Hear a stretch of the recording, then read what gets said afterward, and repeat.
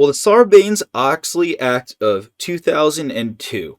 Let's talk some history. For all of you history buffs out there, well, this act is super important. And why is that? That's because it heavily involves us as accountants. It's why a lot of you will receive your paycheck. It's why a lot of you were ushered into the industry because of the demand needed with public accounting firms and their responsibilities increasing because of this. Taking a dive back into the wonderful year of 2001, we had a company known as Enron. This company was pretty well known as a blue chip stock, a pretty reliable company that would report positive earnings in good times and bad.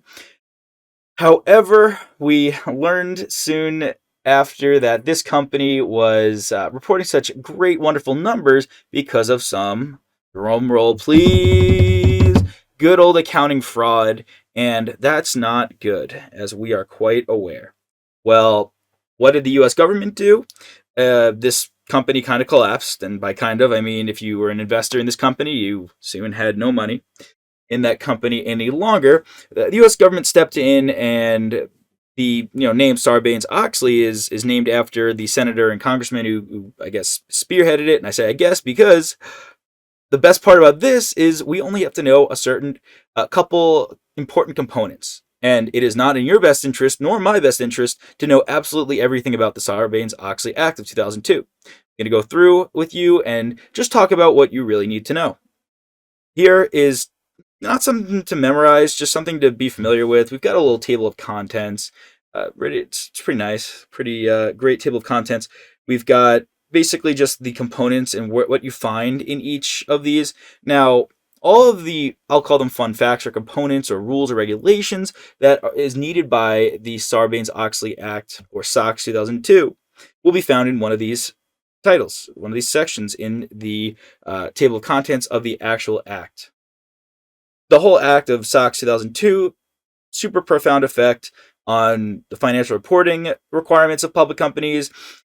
Auditors, independent auditors need to be now hired, and the executives of companies now need to sign off on the financial statements and take personal responsibility and liability for those.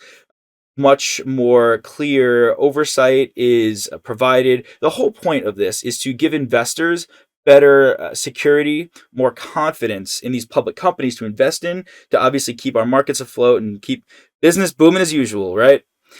Well, that is our nice little intro. Moving on here. A nice overview. Like I said, I'm going to focus on what you really need to know. There's a lot of other things to be said about SOX 2002. Who knows, you could have had a college professor write a whole paper on it, research paper, something like that.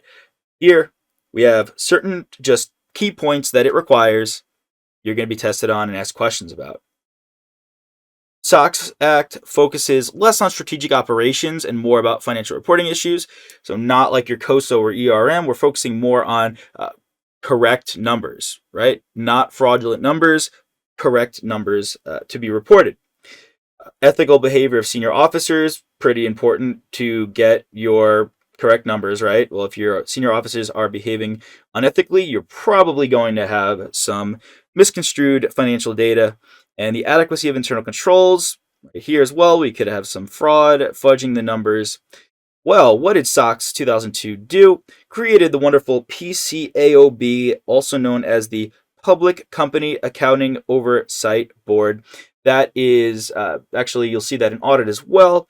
That is going to be another authoritative literature piece. You've got the AICPA and the PCAOB for those.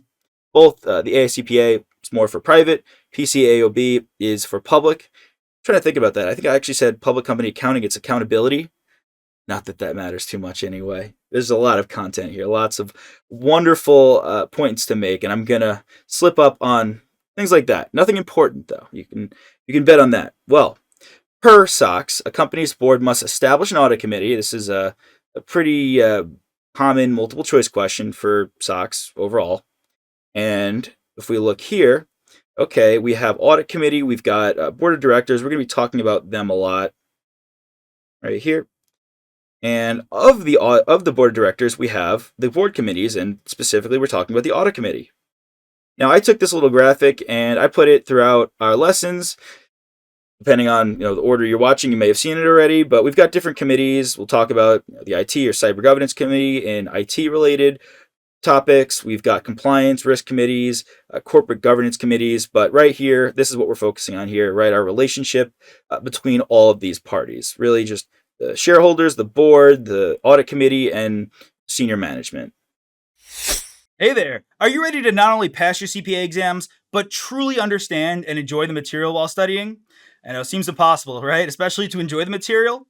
We'll do it together. Tap into the power of CPA.examprep.ai, where we've got personalized quizzes, multiple choice questions, memorization guides, flashcards, simulations, all tailored to your learning. Our adaptive study planning puts you on the fastest path to success and lifts you back up if you fall behind. Avoid wasting your precious time and money attempting an exam with a low chance of passing, because who wants that? We want to get you through this process as quick as possible. Our exam readiness prediction lets you walk in with confidence, knowing that you're prepared for success on exam day. Thankfully, there's no payment method needed to get started, so why don't you come join us? Visit cpa.examprep.ai and let's achieve your exam success together.